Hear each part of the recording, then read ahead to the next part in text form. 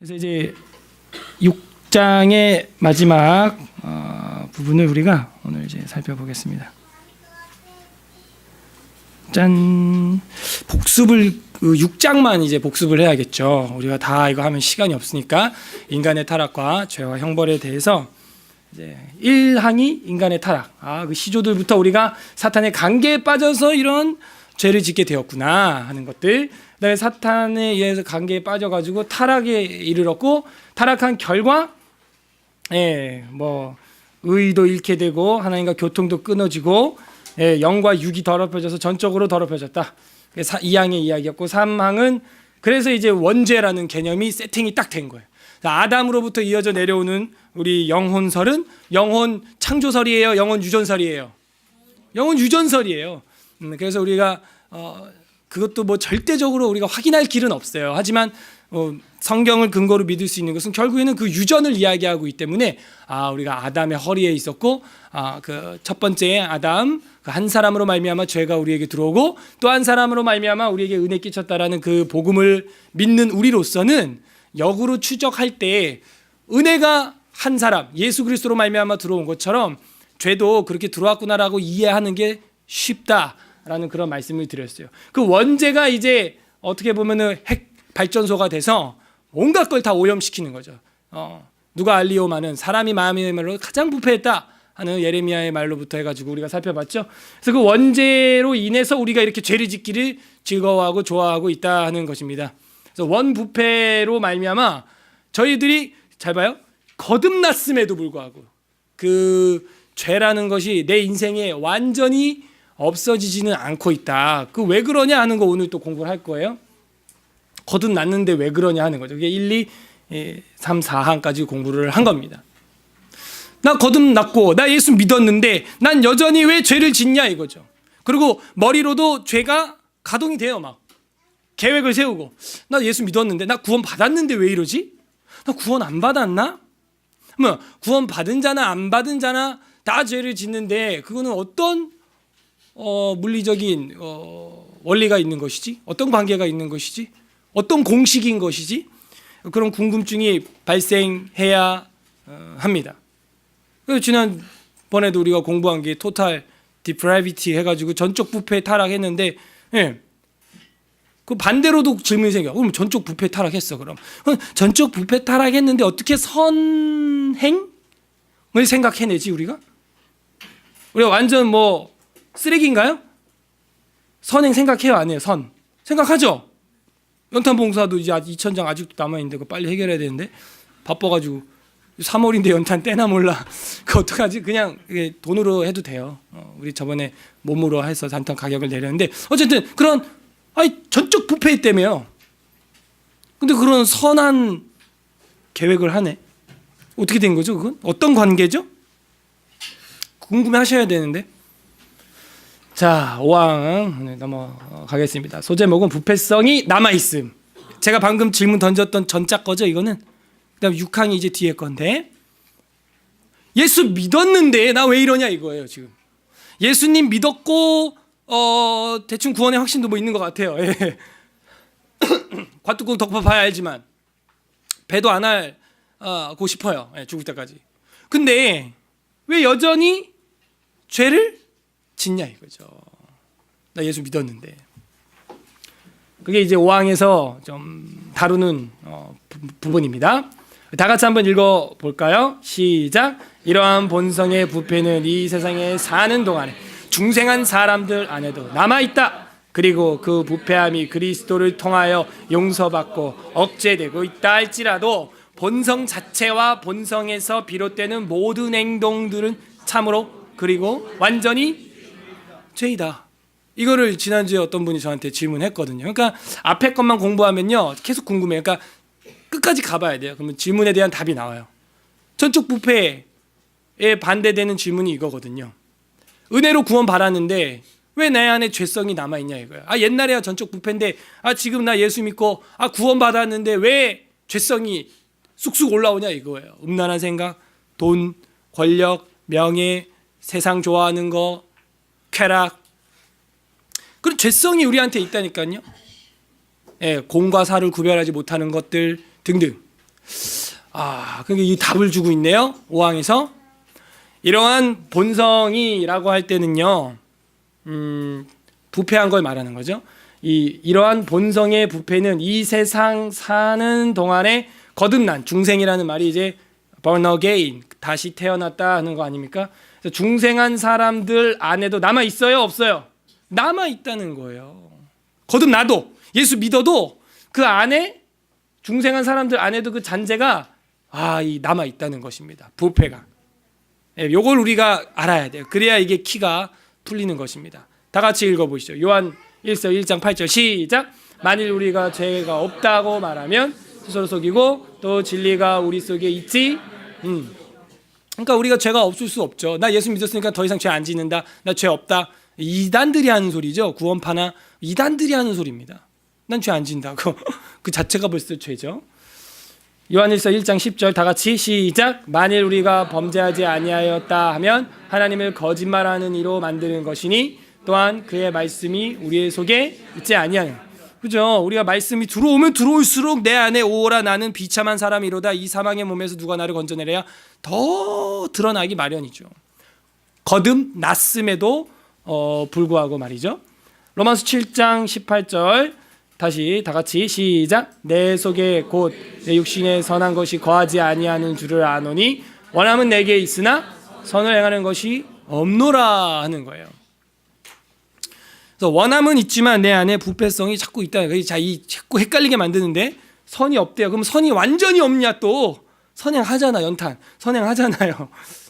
그러니까 이 양면성이 뭔가 지금 존재하고 있는 건데 이거 정말 말로 설명하기 힘든 건데요. 점점 설명을 할 거예요. 전도서 7장 20절 우리 남자분들이 형제들이 읽어주세요. 시작. 선을 행하고 전혀 죄를 범하지 아니하는 의인은 세상에 없다. 이 솔로몬도 그렇게 얘기하고 있어요. 그래서 뭐 아무리 해도 예수 믿고 나서도 우리 안에 부패성과 잔재, 죄의 흔적이 있다 없다? 있다는 것을 부인은 할 수 없어요. 구약이나 신약이나 곳곳에서 일단 나오고 있다. 거듭났어도 예수님 내 구주 눈물 쫙 흘려도요. 그 사람을 뭐 아무리 홀리하게 봐주려고 해도 혼자 있을 때 하는 행동들을 보면 혼자 있으니까 아무도 못 보겠지만 죄성들이 있어요. 예수 믿었어도 성령님이 하나님으로 인정되고 받아들였어도 말이죠. 도대체 이게 어떻게 된 일이냐 자꾸 더 궁금해지고 의문이다 하는 것이죠. 그래서 이러한 본성의 부패는 이 세상에 사는 동안 우리랑 함께 살아갑니다. 거듭났어도. 그리고 그 부패함이 그리스도를 통하여 용서받고 억제되고 있다라는 표현을 썼어요. 사라진 게 아니에요. 억제되고 있다는 것이죠. 이제 점점 정체가 드러나죠. 내가 예수 믿고 거듭나서 천사처럼 살고 싶은데도 계속 또 뭐가 올라오는구나. 그래서 이것들이 서로 뭔가 힘싸움을 하는구나. 내 속에서. 억제되는구나. 이거 바울이 말했죠. 지난주에. 하나님의 한 법, 또 하나의 나의 법. 계속해서 싸우는구나. 그래서 이 억제라는 표현이 좀 괜찮은 것 같아요. 그리스도를 통해서 용서받았어도 그 안에서 이제 억제력 안에서 활동을 하고 있는 거죠. 그래서 이 억제되고 있다는 부분이 있어. 로마서 7장 5절에 자매님들 읽어주세요. 시작. 우리가 육신에 있을 때는 율법으로 말미암는 죄의 정욕이 우리의 지체 중에 역사하여 우리로 사망을 위하여 열매를 맺게 했다 하는 거예요. 우리가 육신에 있는 동안에는 어쨌든 계속해서 그쪽으로 우리의 마음이 죄와 정욕이 일어난다는 것이죠. 갈라디아서 5장 17절 다 같이 읽겠습니다. 시작. 육체의 소욕은 성령을 거스리고 성령은 육체를 거스르나니 이 둘이 서로 대적하므로 너희가 원하는 것을 이거 뭐 유명한 말씀이죠. 이 얘기구나. 그러니까는 예수 믿어도 속에서 죄성이 올라온다 안 올라온다? 올라온다. 근데 우린 이걸 어떻게 해야 된다? 억제해야 된다. 그리고 또 뭐라 그랬어요? 무슨 소욕으로? 성령의 소욕으로.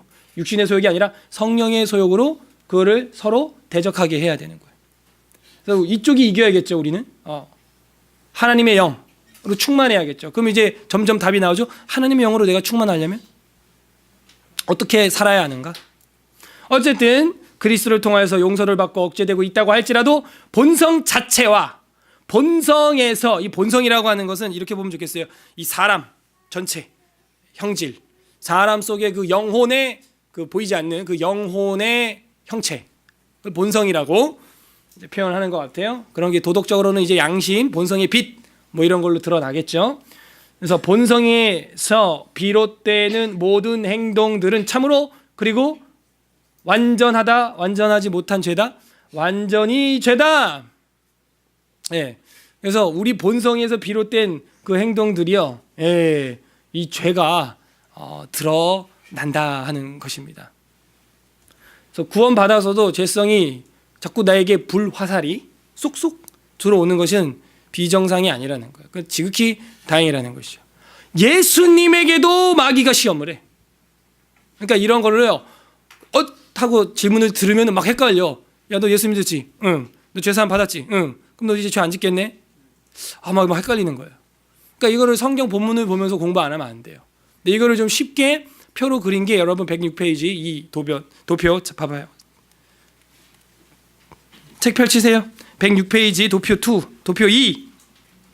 그나마 이것도 정확하진 않은데 참 이 G.I. 윌리엄슨이 고민을 많이 하셨구나. 이분이 이 말로 표현할 수 없고 말로 표현해도 참 힘든 것을 어떻게 해서든 좀 도표로 그려본 거예요. 그래서 106페이지 도표 2를 보게 되면 A가 뭐냐면요, 구원받지 못한 사람이에요.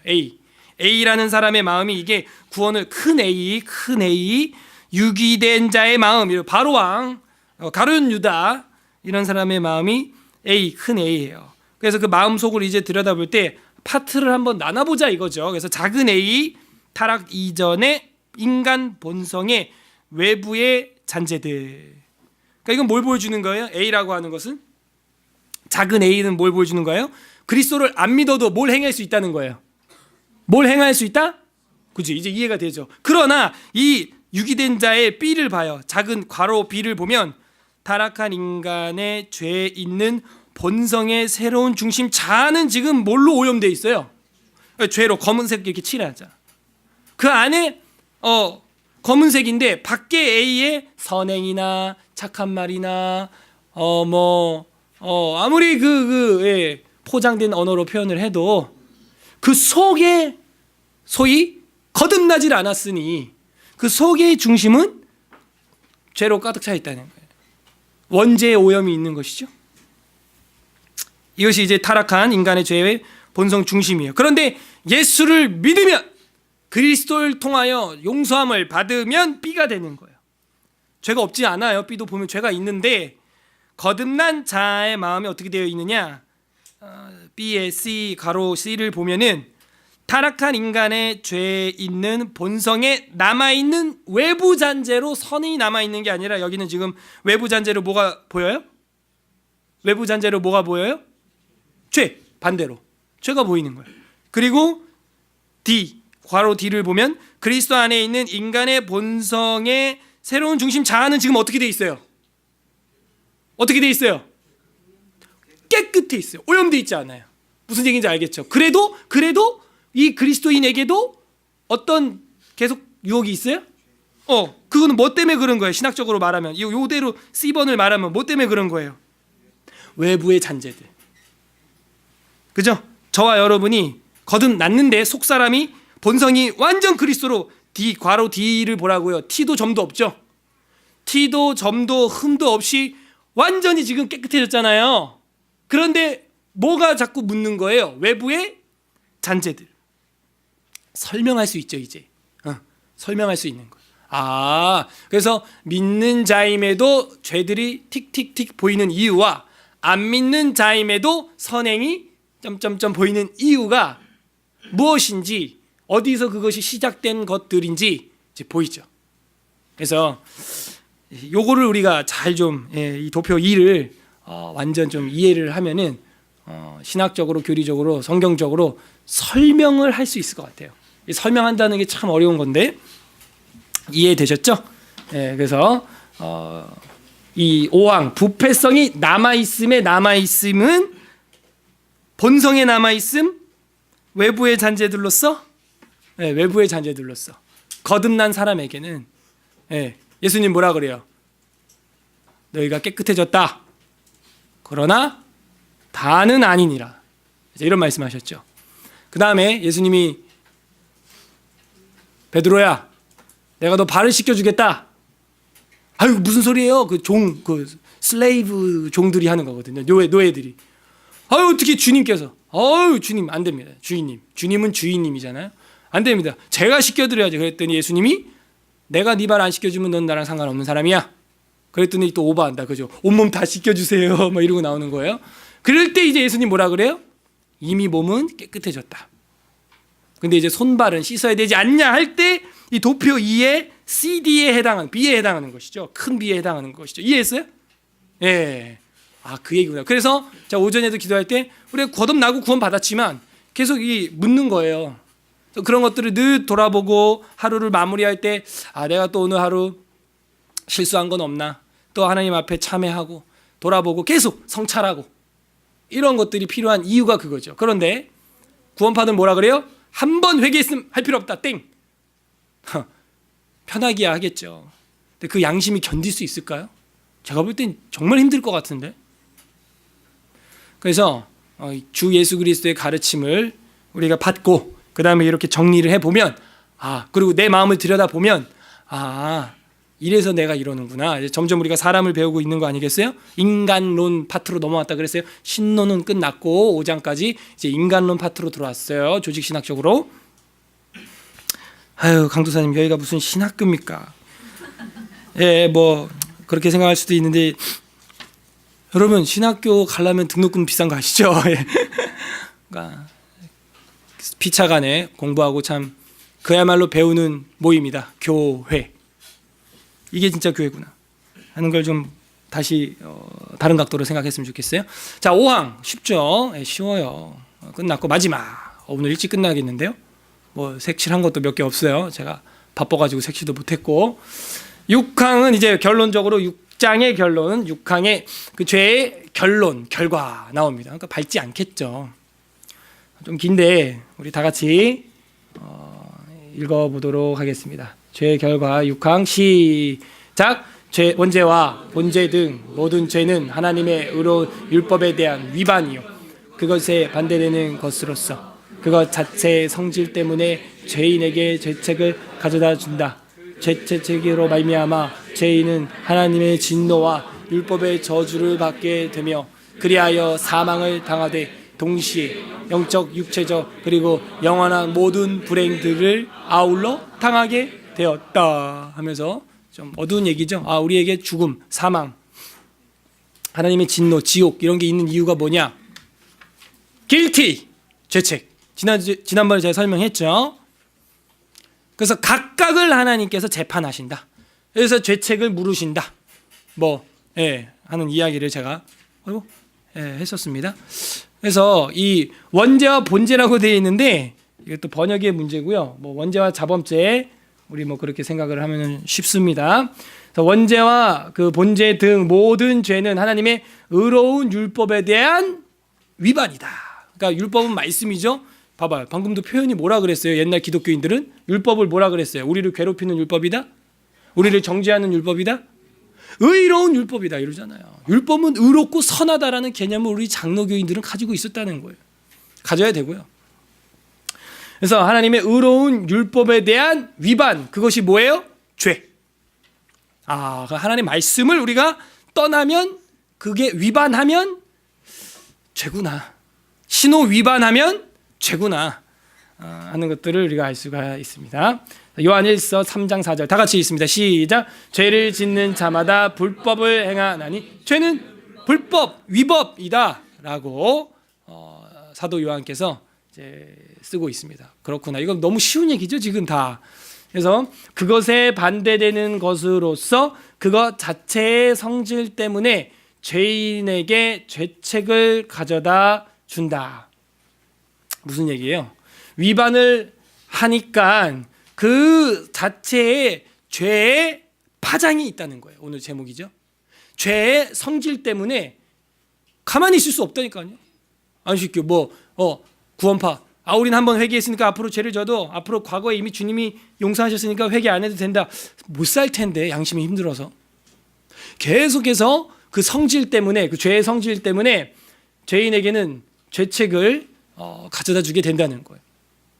자의에 의해서건 타의에 의해서건 죄책을 받아야 되는 거예요. 길티죠, 길티. 그래서 죄책을 가져다 준다. 제가 그러면서 그 재판 이야기 했잖아요. 미국에서 어떤 남자가 열 몇 명의 유아 아이들을 이렇게 희롱하고 폭행하고 뭐 이랬는데, 그거 건당 하나씩 하니까 한 30건 이상 재판을 했는데, 그 중에 not guilty가 있고 guilty가 있고 해가지고 이거는 6년짜리, 이거는 6개월짜리, 이거는 10년짜리, 이거는 5개월짜리, 이거는 다다닥 하니까 그게 뭐 한 200몇 년이 나왔다. 세상 법정에서 그렇게 각각 guilty를 매긴다는 거예요. 죄책을.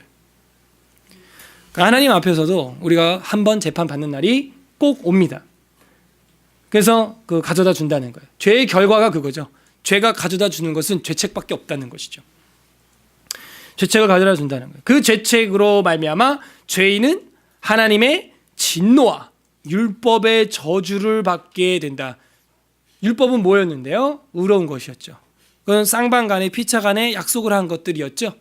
그래서 그 죄로 말미암아, 내가 저지른 그 죄로 말미암아 하나님의 진노와 율법이 이제 저주를 가져다 준다 하는 거예요.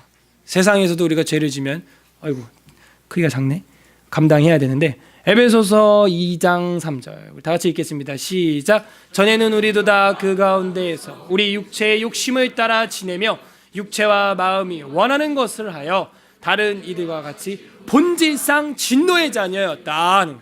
우리의 본질이 뭐예요? 결국은 죄로 인한 결과, 진노의 자녀였다. 근데 이게 요 2장 1절을 보게 되면은 은혜가 나왔었어요. 지나갔는데, 죄와 허물로 죽었던 너희를 그리스도께서 살리셨다. 그리고 2장 뒤에 가면 6, 7, 8절에 2장 6, 7, 8절에 나온 얘기가 뭐예요? 너희가 그 은혜로 말미암아 구원을 얻었으니 그는 하나님의 선물이라 행위에서 난 것이 아니니 이는 자랑하지 못하게 하려 함이라. 그게 이제 요 구절의 앞뒤에 있는 내용들입니다. 자, 이걸 철저히 깨달아야 돼요. 뼈저리게 이거를 인정해야 돼요. 그래야 이제 은혜를 깨닫게 되는 것입니다. 우리가 본질상 진노의 자녀였구나 하는 것이죠. 그 죄의 결과예요.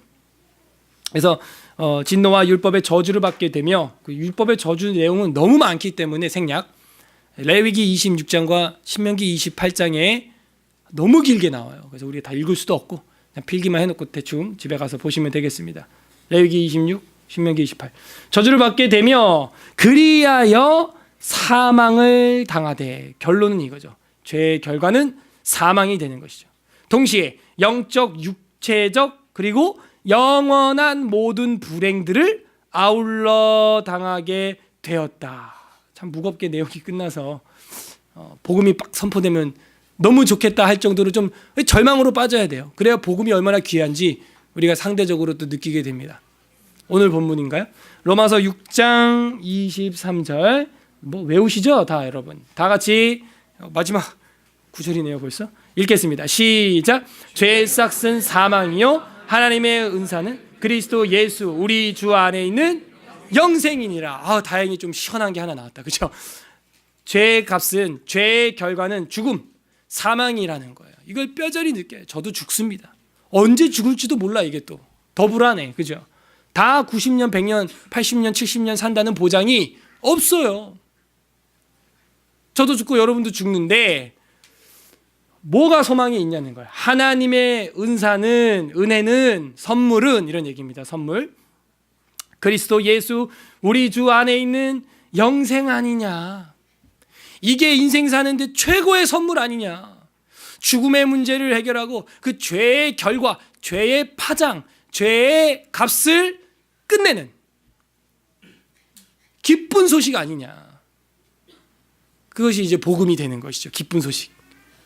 영생이니라. 사망과 영생이 완전히 대립을 하고 있는 거죠. 이걸 믿으면 우리는 아까 우리가 도표에서 봤던 그 거듭난 자의 마음으로 다시 태어나게 되는 겁니다. 여전히 이제 그 육신의 소욕과 성령의 소욕이 싸워야 하지만 말이죠. 그 싸우는 것도 신학적 용어가 있잖아요. 그 과정을 뭐라 그래요? 우리가 뒤에 가면 이제 나오는데요. 10 몇 장이죠? 17장인가?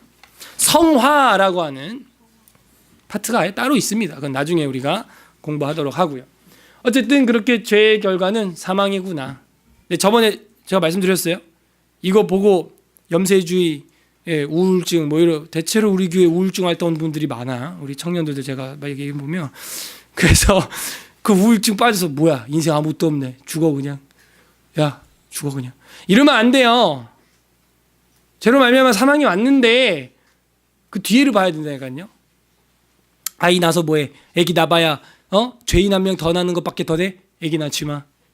애기 태어나봐야 아담의 후손이야, 죄인이야. 앞에만 보니까 그렇죠. 그 뒤에 내용을 봐야죠. 밝은 부분을. 지금 아직 우리가 거기까지 안 가서 그런데 아이 낳아야 됩니다. 아까도 제가 옆으로 이렇게 귀동냥으로 들으니까 오늘 새로 오신 화성에서 오신 박미란 집사님네 가정이 애가 위에 둘하고 밑에 둘 애들이 차이가 많이 나, 나이가요. 그래갖고 어떤 스토리가 있을까 많이 궁금했는데 어떤 분이 여쭤봤나 봐요. 저는 무서워서 여쭤보지도 못하겠는데 혹시 뭐 입양했거나 뭐 다를 수 있잖아요. 근데 2명 애들을 낳아서 지금 다 대학생이고 하나는 17살이고 이래요. 근데 이제 이스라엘 성경 강좌를 듣고 생명이 귀한 거구나 해가지고 그 늦게 둘을 또 땅땅 하고 낳았다는 거예요. 그 밑에 꼬맹이들이 7살짜리 하나 9살짜리가 있는 거예요. 10살 이상 차이가 나죠. 그래서 내 자녀와 두 부부께서 오늘 오셨더라고요. 그러니까는 그 앞에 것만 보면 이거 죄인 태어나는 거야, 나면 안 돼, 그렇게 되는데 끝까지 보라고요. 우리 하나님이 원하시는 게 무엇인지. 그러면은 영생이 이제 대표성을 띠고 우리한테 끼치는 그 파급, 영향도 있는 거죠. 죄의 파장만 있는 게 아니라 이제 뒤에 가면 은혜의 파장이 있는 거예요. 지금 우리가 순서가 이러니까 여기서 여러분 마침표 찍으면은 완전 우울해집니다. 우울해지면 안 돼요. 여기서 근데 좀 절망을 느끼긴 해야 돼. 우리가 이 모양 이 꼴이구나. 내가 거듭났어도 이렇게 죄의 흔적들이 남아가지고 그 죄의 외부의 그 잔재들이 힘들게 하는구나. 계속 주님을 의지해. 내가 구원 받았으면 이제 주님 필요 없는 게 아니구나. 계속 주를 의지하고 계속 주님을 바라보고 나의 그 외부의 죄의 잔재로 인해 누군가 시험 들지 않도록 살아야겠구나. 그렇게 살아야 하는 것이죠. 그래서 한 2항 더 했으면 좋겠는데 6장은 이게 끝이에요. 그래서 7장 넘어가려다가 주제가 바뀌니까 우리가 마치는 것이 나을 것 같아요. 그래서 이렇게 6장은요 어려운 거 없죠. 어려운 게 하나 있었는데 원죄와 자범죄에 관한 그 상관관계, 그리고 원죄가 그게 어떻게 나에게 원죄가 되는지 그 제가 설명해드렸고, 그 다음에 또 하나 어려웠던 게 사실은 그런 거죠. 오늘 공부한 거, 예수 믿었는데 왜 죄를 짓냐. 그 다음 안 믿는데, 예수도 안 믿는데 어떻게 선을 행하냐 하는 문제. 이 6장에서는 그 2가지 정도 어렵고 이제 나머지는 어려운 거 없습니다. 이제 여러분도 이제 인간이란 무엇이냐 간략하게 이제 설명을 할 수 있게 된 것이죠. 그래서 인간의 타락과 죄와 형벌까지밖에 없어. 구원이 없습니다. 아직 그 뒤에 가야 배우는 거죠. 그래서 인간의 타락과 죄와 형벌에 관하여, 형벌의 결과가 뭐예요? 사망이다. 죄의 값은 사망이다. 로마서 6장 23절 이 말씀인 것이죠.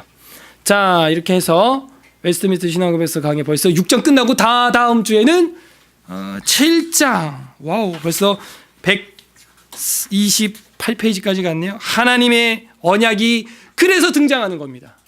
이렇게 절망적인 인류에게 드디어 희망이 비치는구나. 이 언약 파트는 구약부터 신약까지 거의 다 다루게 됩니다. 그래서 언약이, 여러분 그냥 언약은 다 언약인 줄 알고 구약이고 신약인 줄 아시는데 디테일로 들어가면 그렇지 않아요. 이제 행위 언약으로부터 시작을 해서 은혜 언약까지, 아담과 하나님이 맺은 언약은 행위 언약이에요. 그 언약으로부터 해서, 그러니까 이런 용어들이 사실 여러분을 괴롭게 하는 거죠. 근데 괴로운 게 아니고요, 내용을 압축한 게 어려운 단어라 그랬어요.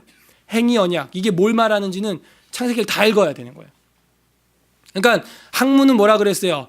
풍성하고 너무 방대하고 통전적인 것을 한 단어로 확 줄이는 거, 이게 학문이라 그랬잖아요. 그래서 여러분들이 이런 단어들을 이해할 수 있을 정도 되면은 진짜 이제 신학을 한 거예요.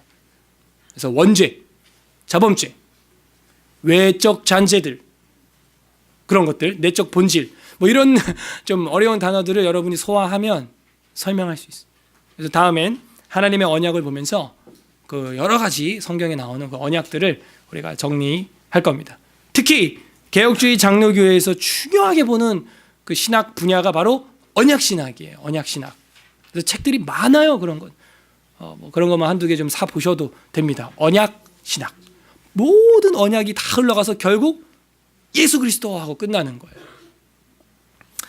왜 이런 게 등장했는지 7장부터 바로 보면 이해가 안 되죠. 뭐야? 갑자기 왜 언약을 하고 그래? 하나님이? 근데 그게 아니에요. 6장을 뼈저리게 느껴야 되는 거예요. 인간의 죄와 타락과 형벌에 관하여 뼈저리게 느껴야 되는 거예요. 그때 다가오는 하나님의 언약은 빛 자체예요. 그냥 빛 자체, 은혜 자체가 되는 것입니다. 한 개만 이제 안 하던 거, 우리 처음에 했던 건데 하도 안 하고 있어서 제가 말씀드리면은 이 125페이지에 보시게 되면은 질문 20번 뭐 이런 것들 있잖아요. 예, 이런 것들도 이제 좀 해보고 답변을 이제 여러분 할 수가 있어요. 그리고 이제 122페이지에 해설 보면 작은 1번, 작은 2번 있죠. 1번이 뭐예요? 이 122페이지 진한 볼드체로 되어 있는 1번이 첫 번째 그릇된 견해와는 완전주의다. 이게 바로 율법주의를 말하는 것이고, 그 다음에 두 번째 2번 또 하나의 다른 그릇된 견해가 뭐래요? 이 두 개를 여러분 우리 교회는 특별히 이런 부분들을 좌로나 우로나 치우치면 안 돼요. 율법주의도 잘못된 것이고, 그 다음 무율법주의, 율법 폐기론자, 율법 무형론자, 잘못된. 이 장로교 헌법서에도 이렇게 써 있는데 해설이 지금 한국 교회 보세요. 복음주의, 개혁주의라고 하는 장로교 교회에서 율법은 쓰레기처럼 여기고 있다니까요. 지금 그래요, 안 그래요? 그러죠? 율법은 필요 없고 쓸데없고 지금 예수님 피 끝. 아니에요. 그러면 그 사람은 율법 무율법주의자가 되는 겁니다. 아까 봤잖아요. 율법은 어떤 율법? 의로운 율법. 그래서 이런 것들을 우리가 한 절 한 절이 다 귀해요. 이걸 공부하지 않으면 무식하면 담대하다고 아무데나 가서 오늘날은 율법 필요 없어 다 갖다 버려 이런 말을, 예수님은 율법을 완성하러 오셨다는데. 그래서 우리가 이런 것들을 잘 살펴보고, 그다음에 질문 20번 한번 해볼까요? 신자는 옛사람이자 동시에 또한 새 사람인가? 누구는 아니요, 누구는 예, 이런다니까. 그래서 이제 대소요리 문답 뒤에 있는 거를 이제 사실은 여러분 이거 공부하고 집에 가서 하셔야 되는데, 제가 보니까 이 외민 책이 봐봐요. 두꺼워요, 얇아요? 두껍죠? 그럼 무거워요, 가벼워요? 무겁죠? 그러면 두고 가요, 가져가요? 두고 가죠. 그리고 저 뒤에 보니까 책장에 아주 그냥 세트로 다 꽂혀 있더라고요. 20권이. 그래서 이거 뭐지, 기증한 건가? 뭐 이런 생각 들다가 다음 주에 꽂혀 있으면 누구 줘버리려고 이제 갈리잖아요. 지금 내용이. 신자, 거듭난 사람이에요. 믿는 사람은 옛 사람이자 동시에 또한 새 사람인가? 하영아, 믿는 사람은 옛 사람이야, 새 사람이야? 아니면 옛새 사람이야? 새 사람? 정답! 오, 이야, 어떻게 알았지? 어이없어? 이렇게 쉬운 걸 물어보고. 오야, 어떻게 알았지? 그러면 신자는 옛사람이자 동시에 또한 새 사람인가? 답변은 뭐예요? 아니다. 새 사람이다. 성경 구조 됐고, 완전주의 했고, 무율법주의 했고, 완전주의, 무율법주의 했고, 그런 거예요. 다 쉽네요. 예. 그래서 나중에 우리 이제 장로님들 되실 때 요걸 가지고 이제 질문을 하는 게 뒤에 대소요리 문답 이런 게 있습니다. 그래서 열심히 공부하시면 되겠습니다. 오늘은 여기까지 보도록 하겠습니다. 살다가 이런 날도 있나 뭐 이러실 텐데 예, 있습니다. 우리 다 같이 말씀 생각하시면서 같이 기도하는 시간 갖겠습니다. 이 시간 기도할 때 하나님, 죄의 파장이 얼마나 강력한지, 우리가 거듭났음에도 불구하고 외부의 외적 그 죄의 전제들로 말미암아 여전히 우리 안에서 육신의 소욕과 성령의 소욕, 그것들이 서로 상충되이 싸우며 억제하며 이런 인생을 살게 됐군요. 죄의 파장이 얼마나 큰지, 그리스도를 구세주로 영접한 나에게도 여전히 그 잔재들이 외적으로 남아있군요. 하나님, 저희들이 이제는 내면이 완벽히 새 사람이 되었으니 거룩하고 경건하게 성화의 길을 살아가게 하여 주시옵소서. 우리 그렇게 기도했으면 좋겠고요. 우리 안에 이제는 속에 아름다운 영혼을 가지고 외부적으로도 외적으로도 죄의 잔재들을 돌출시키는 것이 아니라 속과 겉이 같을 수 있도록 착하고 순수하고 거룩하고 아름답고 깨끗하게 아름다운 것들을 우리가 밖으로 돌출시켜서 자신과 타인들에게 늘 믿음의 도덕의 덕을 끼칠 수 있는 우리가 되게 해달라고. 그리고 마지막으로는 영생을 선물해 주신 하나님 감사합니다. 아무런 소망 없는 저희들에게 영생을 주시고 하나님의 백성들을 부족한 저희를 통하여서 일을 하시며 자신의 피로 값주고 산 교회를 베드로같이 주를 3번 부인하는 저희들에게 맡겨주심 감사하오니 황송하게 알고 겸손하게 사람들을 살리는 남은 우리의 인생 되게 하여 주시옵소서. 영생에 감사하는 고백 했으면 좋겠습니다. 우리 다 같이 기도하겠습니다. 하나님 아버지 감사드립니다.